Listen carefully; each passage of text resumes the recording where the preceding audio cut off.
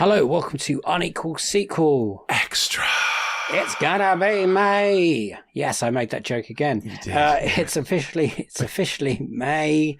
Rich hates that joke so much. If you're listening to this on the day that it came out, it's my son's birthday. Hey, Happy birthday, George. You're George. 9 now. Thanks for giving us hours of content to talk about. When you finally listen to this, when you're probably 16 or 18, and you have a say of what you like and don't like about our podcast and about films, please come on. Yeah. You're going to hate it. Because you're going to listen back and be like, oh, God, Dad, you're so embarrassing. But he won't know for many years, so that's great. True. It's fine. Yeah. Hello, welcome to Unequal Sequel. We are the podcast that talks about sequels most of the fucking time. My name is Dave. That voice you heard was Rich. Hello. This week, I'm talking about 2024's. And it's a film we've all been dreading. You, Rich, me, to talk about. It came out at the 19th of April, and it is Rebel Moon 2, The Scargiver. Yes. A sequel to Rebel Moon 1, the bloody... What was it called? It was called A Child of Fire. A Child of Fire, which I'm still not quite sure what that means, even when I watched it before Christmas. So I didn't watch it until... So time recording, I watched Rebel Moon 1. I watched the first half of it 2 days ago, and then I was falling asleep, so I gave up. And then I watched the second half of it yesterday, and then I watched the sequel straight afterwards. So I basically watched them back to back, as God / Zack Snyder intended. Which we'll get into. I don't know if that makes it better or worse. Oh, definitely worse. People who have been listening for a while have known probably how I felt about Rebel Moon Part 1, because I have mentioned it in roundups and so what, and yeah, I think it's awful. And I think we'll talk about Zack Snyder at some point. We'll talk about the first film, the second film. How do you want to do this? Do you want to do the synopsises now? I don't want to do the synopsis at all, but yeah, let's get them out of the way, shall we? Okay, Richard's going to do a quick synopsis of the first one, Part 1, and then he'll do a synopsis of Part 2, because these have come out pretty much very recently together, so there's not a big gap. What I would suggest to anyone listening is, if you want a synopsis of these movies, go and watch Seven Samurai, and yeah, then you've pretty much got it. And if you don't want to do Seven Samurai, do Magnificent Seven as well. Do Magnificent Seven. If black and white Japanese movies aren't your thing, then do Magnificent Seven. Either one of those. I wouldn't do the remake. It's not great. But yeah, Anyway, big scary Imperial ship turns up on a farming planet and seeking some rebels and wants all the grain from the farming planet, and their leader says no, and the baddie kills him, and yeah, things happen. They leave a squad of nasty soldiers on the planet to oversee the villagers getting their grain together in 9 weeks. 9 weeks? I'm pretty sure I can't remember. Weeks. Something like that. I pushed most of this out of my mind. This is why I'm listening very intently to try and remember what happens. The evil soldiers are evil, and on the first night, they tried to kidnap and rape one of the villagers and are murdered. Well, they're murdered. They deserve murdering, to be honest. They're baddies by a villager named Cora, who has some surprisingly good skills. We wonder if maybe she isn't quite who she says she is. Yes. So the town then decide they need to defend themselves from these Imperial dudes. And Cora and Gunner, another one of the farmers, set off on a mission to recruit warriors to defend the village. It sounds very familiar already, but keep going. There's a journey ensues where they collect lots of different people to their cause. I'm not putting notes in the synopsis because the movie tells you fuck all about any of them. But yeah, they collect all these people, including a smuggler called Obi-Wan Solo, More like a hands, yeah. Played by Charlie Hunnam, who for some reason is doing a Northern Irish accent really badly. God knows why. Fuck knows why. No point to that. I wonder if Charlie Hunnam just went, yeah, I'll do it, but I'm not doing my own accent. I want to do someone else's. Who double crosses them and turns them into the Imperial nasty dudes. for some money. Cora and the captives escape and kill everyone, including the main Imperial person who you think is dead for about 3 seconds. They then head back to defend their village, believing that they've killed the main baddie and that will mean the Empire just goes away for some reason. But it turns out main guy's not dead. Who is he played by? Ed Skillen or something? Ed Skirrin? Yeah. I don't know, but he's got very sucked-in cheeks and very intense eyes. He was a model, I think, at some point, and a rapper. Talented man. Oh, right, okay. But yeah, he's pretty scary. He's got a terrible fringe. Not sure what that's about. Anyway, so that's the first movie. And then the second movie follows literally straight on, when you see some spooky looking everyone looks like they've been in Star Wars. They're like a bad version of Star Wars characters, pretty much. Some Imperial Guard looking motherfuckers putting old Imperial baddie back together again. And then we switch to the village and get some exposition where they finally explain some backstory for some of these guys they've picked up. Mm-hmm. But again, it's a little too late that we don't really give a shit about any of them. They then realise that the Imperial vessel thing isn't leaving. They are coming. So they decide to defend the village in a very Seven Samurai, Magnificent Seven kind of way, / Home Alone. So yeah, they defend the village from the baddies. Turns out that Cora's backstory is that she is the person who started this whole thing in the first place. She was tricked into murdering the royal family, including the princess who was magic. And yeah, there's a robot played by Anthony Hopkins who turns up and does stuff. And then right at the end, they say the princess isn't dead. You didn't assassinate her because she isn't actually dead. I don't know why I'm giving away spoilers, mainly because I hate this movie so much that I just don't care. Sorry, if you haven't seen it, don't. If you haven't seen it, go and watch Kurosawa's Seven Samurai instead, because it's the same movie but 10,000 times better. And that's our review for this week. It's a goodbye from me. No, it's interesting you was talking about Star Wars like that, because this is Zack Snyder tried to go to LucasArts with this story. Yeah. And they said no, and then he coined it a bit to make his own Star Wars film. Yeah, it's basically him trying to make Star Wars / Seven Samurai. I mean, there's nothing original in this movie. Oh, there's nothing. Yeah, there's basically lightsabers in it. Like there's nothing original in it. Is also feels very Empire fitting. Like that's put around quite a lot. Yeah, you know, it's fucking awful. I mean, it's not. Look, okay, no. I'm being harsh on it. Put your critic head on for a second. Putting my critic head on. It looks nice.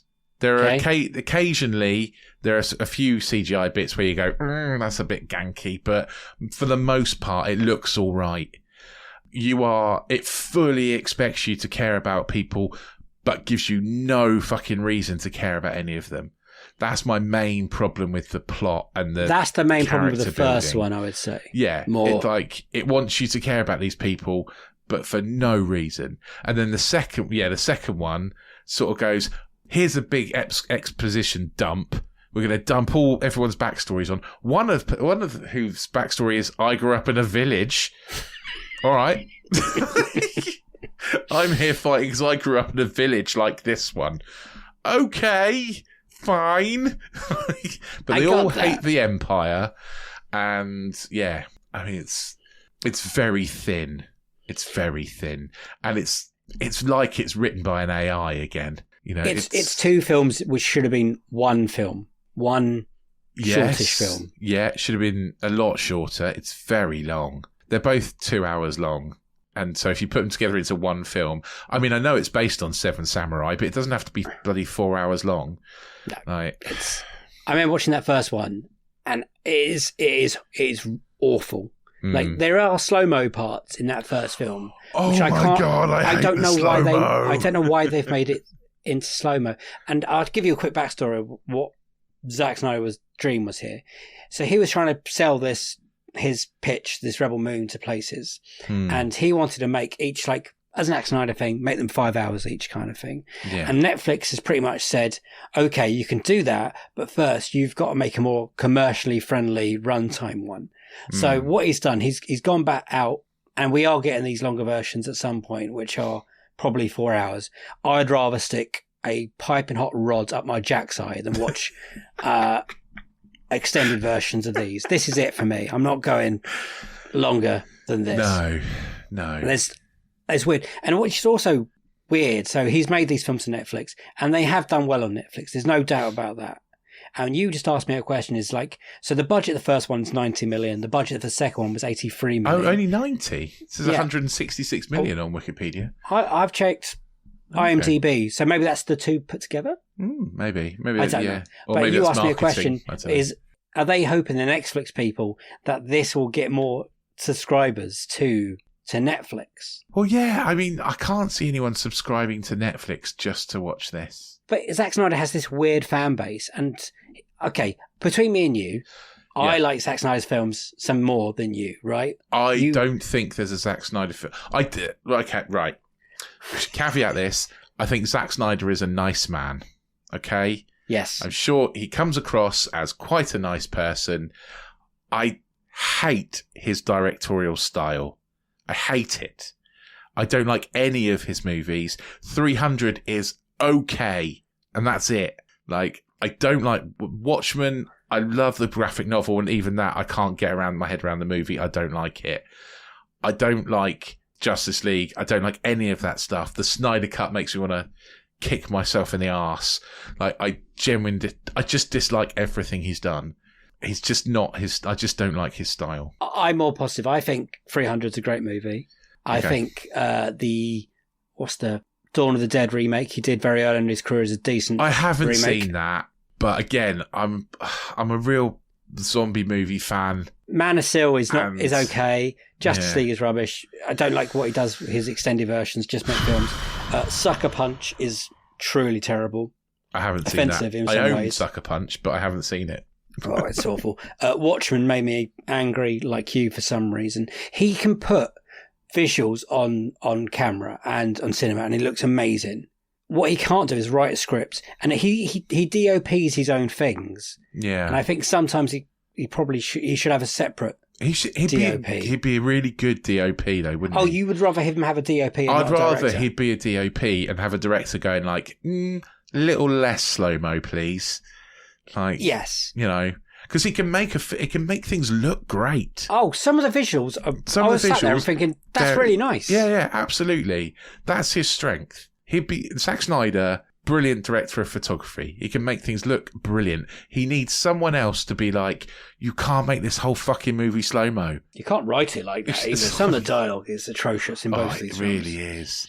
It makes it's comic how dramatic it tries to make things. It's like these movies are so po-faced and so serious, yet also so fucking silly.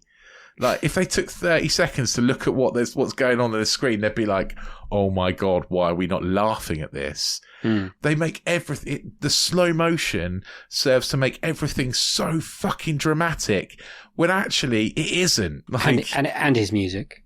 The use of some of this. Again, this is my other bugbear with Zack Snyder. I hate his music choices. They're so on the nose, and it really frustrates me. I find it so annoying. I have that same. There's a scene in the second one when the death of the royal family, and there's the band, the cello and the violin players. Yeah. And they are actually playing to what's happening in front of them, despite having hoods on, so they can't fucking see. It's a crazy scene. It's ridiculous.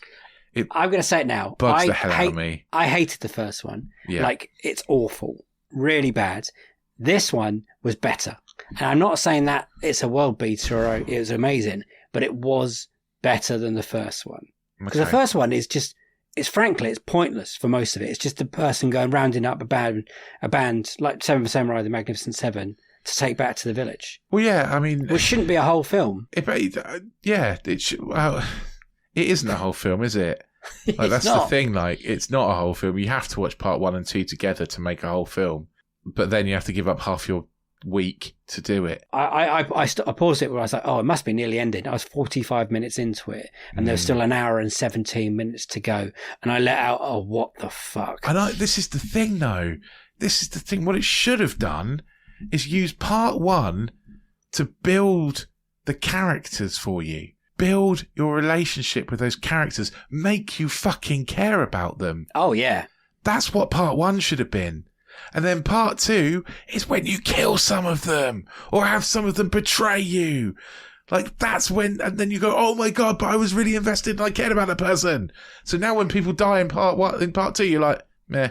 Oh, couldn't give a shit. And anything, not enough of them die. No, that's true. It would have been made better as a TV. But it's so beat for beat Seven Samurai. Like, it's it really is. It's just ridiculous. It feels like there's nothing. Visually, there might be something there, but story-wise, I've like, well, this is just Star Wars and Magnificent. I know George Lucas, even he admitted he took some things from Seven Samurai. So many movies take from Seven Samurai, right? So many movies, you know, like and TV shows and all sorts of things. A band of heroes defend the village, basically. That's Seven Samurai, right? Yes. So there are so many movies where that happens. And do it better. Mandalorian, fucking The Simpsons, like everyone's done it, right? Like, you know, if you want Seven Samurai mixed with Star Wars, go and watch The Mandalorian, for fuck's sake. Yeah. Like, it's 10 times better than this. And it doesn't, I mean, again, I've joked about this in the past, but if they didn't film it all in slow-mo, it'd only be 2 hours long for both movies. Like, it's just ridiculous. So ridiculous. Oh. And it's just really bad storytelling, you know? It's kind of completely misunderstands anything that's good about Seven Samurai. You know, Seven Samurai is good because you care about them. You don't want them to die. Like, it's just... These are two really weird films because the release from the first one, when it came out in November, December time? Yeah. Early December, was quite big. There's a big fanfare about it. There was a big rollout, and it got panned. And I knew that it's really weird when they announce sequels are already happening before the first come out. It puts a lot of pressure on that first film to perform and be good. And granted, it does. Netflix, a lot of people watched it, and he's like, more people watch this than blah blah. So that's good. But if this was in a cinema, I don't think people would go and see it. As in, once you got word of mouth, you only watch it because it's on your screen and you're at home and it's easy and it's Netflix available. Goes on views, doesn't it? So, well, in that case, he smashed out of the park. I'm not quite sure how the second one does. Really, though. Think about it, because the combined budget for these two movies was 166 million. So 90 for the first one and whatever it was for the second one, but 166 combined. And it's had 72.9 million views on Netflix. So essentially, Netflix have paid $2 per view. Okay, when you... Yeah, but you don't know how many people have signed up going, I can't wait to see... But that doesn't matter, does it, really? Like, Zack Snyder's They've literally paid $2 per person that has viewed this movie. Well, when you put it like that, it's bad. Plus, I don't know if that includes marketing, because they go big on marketing like this. These kinds of films. It's a weird thing, and watching it, I did, like I said, I did think it was better. There was more of a better, at least the defending the village is a decent storyline, right? Yeah, because it's a story as old as time, because it's from the 1950s. And it's got some okay sequences. Like you said, there are the Home Alone booby trap moments, but still, you have no... I couldn't tell you what any of these characters are called, by the way, and any of the Cora was probably the one. Titus. I can remember Dimon Honsu is General Titus. What an actor. Every time he opens his mouth, by the way. Yeah, he's great, yeah. Oh, brilliant. What he can do. And then there's the Anthony Hopkins robot, which I was kind of waiting for the whole film to do something with. I still don't understand the use of him. No. So he used to defend the princess that Cora killed or something? Yeah. So why wasn't he there? They say at the start that the robots refused to fight after the princess died. So they were there to defend the royal family, but when the royal family all died, they stopped fighting. But they weren't there when the royal family died. Why weren't they in the room? No, they weren't. No, because they weren't there. They were like the army. They were off defending the royal family by fighting wars and stuff, and then they just stopped fighting when the royal family died. And basically. That weird guy in the second film, he's probably the first film, but I can't remember, the beard, who does the killing of... Like Cora's dad, basically, adopted dad.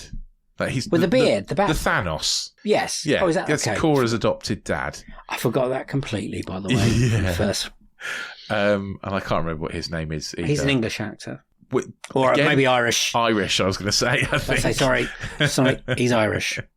But I'm not sure what his character's name is. Or well, he's now the big Emperor version, right, in this fake Star Wars story. Yeah. Belisarius? I watched this movie yesterday. Belisarius, I think his name Sounds is. right. But yeah, basically adopted Cora so he could trick her into murdering the royal family and then pin it on her as a off-worlder, so a foreigner, essentially. I don't know. Thank you. What? I forgot all of that. So I was like, what? Because I was going to watch that first film again before this one. Honestly, that first film made me angry. And it wasn't just Charlie Hunnam's awful accent. But, he's a space Irishman, so it could be anything. But why does he have to do an accent? Why can't he just have his normal Geordie accent? It's fine. Or his brilliant American accent he can do. It's better than... Just... I'd like his Green Street accent, to be honest. Did you? No, but I would have liked it better. In this film. Do you want to know the Rotten Tomatoes quickly? Yeah, go on then. We'll do one and two. I imagine they're not good. Although Snyder Bros. Well, I think Snyder Bros did come out. Yeah, I imagine they probably get. So reviews, there are 173 critics' reviews for the part one. So what do you reckon? I really hate part one. But I really hate part two as well. I'm going to go with critic reviews. I don't think there's many critics that are Snyder Bros. No. So I'm going to go with quite low, 28%. 21%. Oh, lower than I thought. Lower than you thought. I'm really glad that I wasn't completely off with this, because if you'd have said like 60%, I'm like, fuck it, I'm giving up. A critic has wrote, Rebel Moon Part 1, A Child of Fire proves Zack Snyder hasn't lost his visual flair, but eye candy isn't enough to offset a storyline made up of various sci-fi/fantasy tropes. And that is why that person is a critic and I'm just a rambling idiot on a podcast, because that's exactly what I've been trying to say. Yes. Audience score, over 5,000 plus ratings. This is going to be boosted up by the Snyder Bros, so I'm going to say 45%. 57%. Snyder Bros. Okay, so Rebel Moon Part 2, The Scargiver. Yes. Okay, so The Scargiver, why is she calling him... I've got a fucking clue. I don't know why she's called The Scargiver. Who is she giving a scar to? I don't know. Because I wondered that as well. Yeah, I have got no idea. I'm sorry. Okay, Part 2's only had 63 reviews so far. 63. The fanfare has been a lot less for this film than the first one. Yeah, 20%. It's been a lot quieter. 21% the last one, yeah? Yes. I think it's less than that. I'm going to go with 19%. You're close. 17%. Yeah, that's about right. I think that's about right. It's that bad. It really is that bad. Someone's wrote, there's no joy here. Everyone we meant to emphasise with comes with a bag of dreariness, which is quite right. Fans of special effects, lab and futuristic battle scenes may find something to enjoy here, but otherwise, Rebel Moon Part 2 is a crashing bore. Yeah, agreed. That's his worst thing, is it's quite boring. It's overly long for 2 hours, so let alone what they're going to do for the extended version. I genuinely have no idea what they're going to do with them. Audience. Only 500 plus ratings so far. Like I keep saying, this has definitely been brought out quieter. Yeah. Again, Snyder Bros though. So I still think it's going to be a lot higher. 54%. 49%. Okay. It wouldn't surprise me once this all settles in a few weeks, few months, that the second one does get higher marks. I really think it's better. Okay. but not like in a good way. Like you can't get. You think it's better, but not in a good way. Well, it couldn't get much worse, Rich. I was really not looking forward to it. I was like, let's just sit this on and see how bad this can be. And True. I think there's a bit when the village stuff's going on, not the end bit when they're in the spaceship, and not the bit when they're preparing, but the actual village battle. I think it's actually quite good. You know, when they've got the... Yeah, because it's all visuals, isn't it? And the visuals are good. There's rocket launchers, there's big guns. But what I would say is, go watch The Mandalorian, or go and watch, I don't know, any Star Wars movie. Any Star Wars movie. Not Rise of Skywalker. I mean, go see Kung Fu Panda 3. I think, Go watch Rogue One. Go and watch Rogue One instead of this. Oh, yeah, they're getting a team together. It's so much better. They're not defending anything, though. No, but it's still the same. It's a small band of rebels against a big empire. And like you said, spoilers. At the end of this film, it does... It completely sets up another one. It sets up a third. The princess isn't really dead because she's magic or something like that. So they have to go and find her. And then they all put their hands in the middle and say, "I'll come with you, Cora. I'll come with you, Cora." Because none of them are dead apart from the Chinese woman and Gunner. Oh who gives a shit about dude. Gunner? I don't know. He's eye candy, I think, wasn't he? So, looking at Zack Snyder's page at the moment, it doesn't say in development or whatever. No. Rebel Moon Part 3. I did read a thing where he said he wants it to be a franchise with 5 parts. 5 parts? Yeah. So, with TV shows and spin-offs as well. No. Zacky. No. Please don't do this to us. Move on. I'm sure you've got some other ideas that you can do, but would you go watch a third one? Well, obviously we have to for this podcast if it comes out. I absolutely would not watch a third one. No. Like at the end, you're not like, yes, I can't wait for another one. No, fuck no. At the end, I was like, Christ, thank God that's over. Yes. Can I go and scrub my eyes? I was like that. And then he went, but the princess is not dead. And I was like, oh, shit, here we go. You don't think the princess is dead, do you? It would take more than that to kill her. She's magic and all. Oh, fuck. Fucking hell.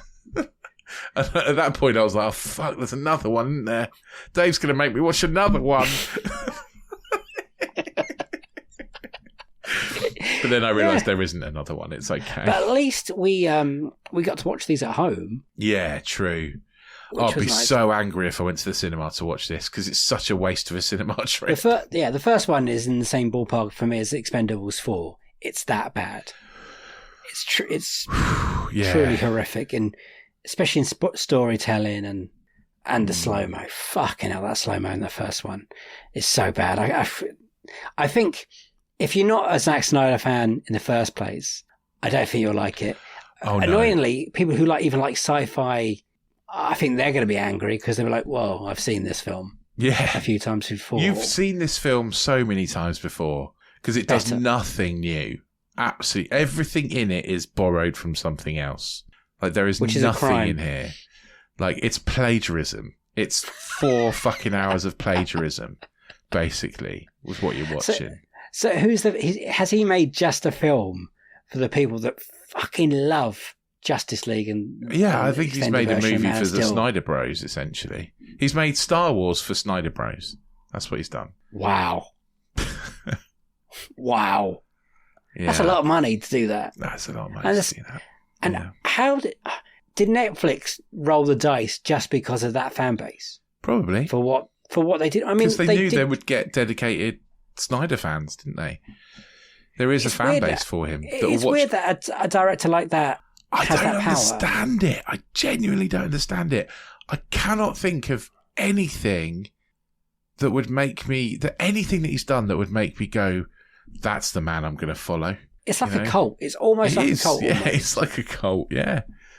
And, there's people that follow Scorsese's career, Spielberg's career, even recently Christopher Nolan's career. I mean, they're pretty hardcore. Yeah, true. But Zack Snyder's I've never known any... fan bases on another level. Yeah, I've not known fans of other directors who genuinely believe that they can do no wrong quite like Snyder Bros, you know? Do you think that's because of the internet and the world we're living in now. Maybe. The freeness of that everyone has an opinion. And to be honest, not everyone should have an opinion. Granted, me and you are in that bracket. Everyone is fully entitled to their opinion. And I am more than happy to listen to people with opposing opinions to mine, because I think that's what life is about, right? So when we do this podcast, I spout off my opinion, but if you have a completely different opinion to mine, or if someone else has a completely different opinion to mine, I'm not going to shout you down. I'm going to listen to what it is you've got to say. I might disagree with you, but I will listen quite often, but I will listen to what you've got to say. So that's what I think makes this different, is that we're not here to go, no, sorry, you're wrong. Like, because opinions are opinions. They're not wrong. They just are. Like, unless you're hurting somebody, your opinion isn't wrong. It's just your opinion. But I think in this instance, I really hated these movies because I find Zack Snyder's directorial style objectionable. I dislike it. And I don't like the way that he tells stories. But that's okay. Yeah, exactly. I'm sure he's a lovely man. He comes across as a very nice man. I'm sure people like working with him. And it's okay for me not to like his movies. Because they're not for me. But that's okay, right? Right? No, I agree with you. I absolutely agree with you. I'm always fascinated by the response that if you criticise, like, especially when it comes with the DC stuff. Yeah. The backlash some critics got, mainly women. But I mean... That's never bull. To a point, I understand it, because if you really love something, you don't want it criticised. You want everyone to love it. You want everyone in the club with you. True. You don't want to be on your own going, oh my God, this thing I loved, no one else loves it. Maybe I'm wrong. That's not a good place to be. So you can rile against that. But I would say that's where you go wrong, really, is that actually what you should do, and what I try to do if someone disagrees with me in anything, is try to listen to their reasoning.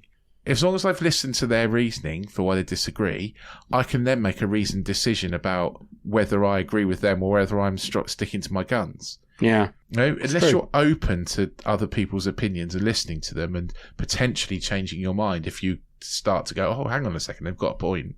Yeah. Because negatively or positively, when Zack Snyder makes a film, it is an event. Yeah, absolutely. It is. And and he does make blockbusters and spectacles and movies that look good.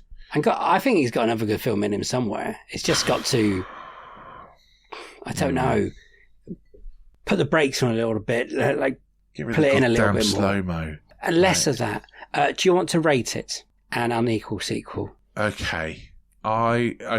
Equal sequel, because I think it's equally as bad as the first one. Oh, do you? Okay, so I'm more positive on that. I know you're more positive on it. I'm not.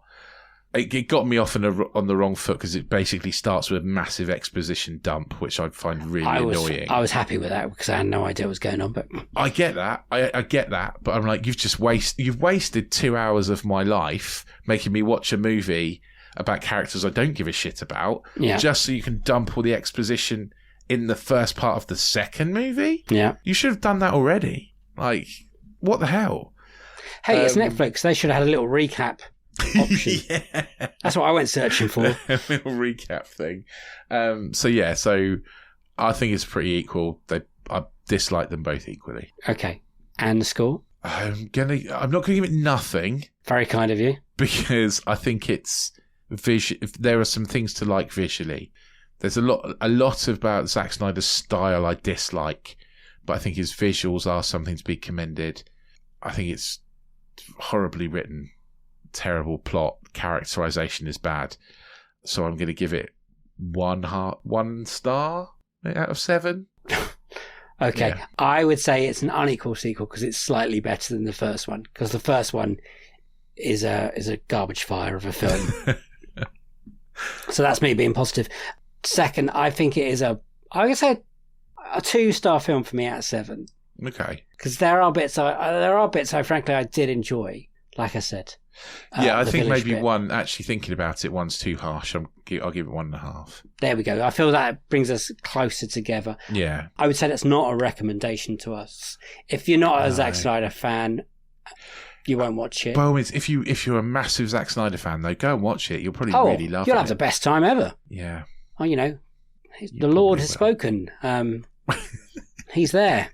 Everything that you like about Zack Snyder is in this film, basically. Yeah. Oh, yeah. Yeah. It's the most Zack Snyder-y Zack Snyderness that could have ever been Zack Snydered, essentially. Yeah. That is true.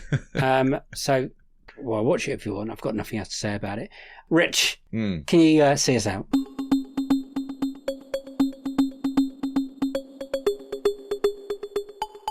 Yes, I can. I feel like I've gone off on a rant and I've let this all go now. It's really good. I feel calm and serene. So we promised last week we'd give you a date of when season 6 is going to start this week, didn't we? Yes. So I should probably kick that off by saying season 6 will be in your pod player of choice on the 20th of May. Oh, God. Season 6, episode 1, Monday, the 20th of May. It is a cracking episode. You really, really need to hit the subscribe button, hit that auto download button so you don't miss it, because it's brilliant. It's a brilliant guest, lovely chat. And also, what you're going to want to do is get onto anotherslice.com/unequal sequel, because the extra bits that we've recorded for this season are so good, you genuinely do not want to miss them. We've had such good conversations. We've really put a lot of, Dave has put a lot of thought and effort into these extra questions and bits that we talk to people about at the end. And the sequel episodes to the main interviews on Another Slice are so good, you will miss out if you don't subscribe. So get over there, pay your $2.99 a month, and trust me, they are excellent. So yeah, season 6 coming on the 20th of May. Get in touch. Let us know what you thought about Rebel Moon Part 2. Yeah, we're on all the social medias. You can find us. We're at Unequal Sequel and all of those. Or, just type Unequal Sequel in the search bar and find us. The only one we're not on is Facebook, and I'm not sure why. Maybe it's because we don't have a face. But yeah, get on all your social medias. Find us there, or send us an email, unequalsequel@hotmail.com. Let us know what you thought. We will read out all of your comments, whether you agree with us or not, in the end of month roundup. Lovely. That's well done, mate. Yeah, we are in May. Next week we are doing the 10th year anniversary of X-Men Days of Future Past, or whatever it's called. That's good. The original version, not the Rogue cut. Right. Okay. Very important, because there's 2 different cuts to that film. And then after that, we got Kingdom of the Planet of the Apes. Yes. Weirdly, a little bit of a quieter month for sequels. Yeah. It seems to come in droves and then not for a while. I don't know why that is. So it's a bye-bye from me. Bye-bye. And a bye-bye from him. Bye! See you on the next one. 6 for this one. Have a great week. Bye-bye. No more Snyder sequels for a while. I don't think he does many sequels. He wants a franchise, doesn't he? Oh, yeah. But he's not going to go back and do like... Him and The Rock should get Sucker Punch together. 2. Because they both really, really want a franchise. Oh, they want a franchise. So desperate for a franchise. It's a weird people.